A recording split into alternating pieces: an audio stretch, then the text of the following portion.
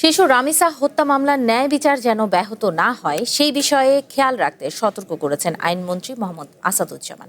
সকালে ঝিনাইদহের শৈলকুপা উপজেলা স্বাস্থ্য কমপ্লেক্স পরিদর্শন শেষে সাংবাদিকদের এক প্রশ্নের জবাবে আইনমন্ত্রী বলেন, বিচার বিভাগ স্বাধীনভাবেই কাজ করছে, তা না হলে রাষ্ট্রপক্ষ এত মামলায় হেরে যেত না। দেশে ৪৫ লক্ষ মামলা বিচারাধীন রয়েছে জানিয়ে মন্ত্রী বলেন, বিচারক ও আইনজীবীর সংখ্যা কম হওয়ায় মামলার দীর্ঘসূত্রিতা বাড়ছে।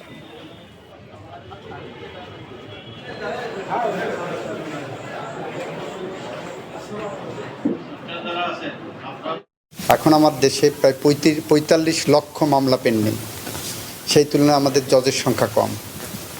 আর যদি ফাস্ট ট্র্যাকে যে আমাদের লয়ারদের সংখ্যাও কম সেই তুলনায়, যারা ট্রায়াল করতে পারেন। ন্যায় বিচার নিশ্চিত করতে গেলে একটা ন্যায় বিচার প্রক্রিয়ার সাথে অনেকগুলো ফ্যাক্টর কাজ করে। যেমন ইতিমধ্যেই আপনারা লক্ষ্য করেছেন রামিসা হত্যা মামলায় কেউ কেউ বলছেন যে অতি দ্রুত যাচ্ছে, যাতে ন্যায় বিচার ব্যাহত না হয় সেদিকেও খেয়াল রাখতে হবে।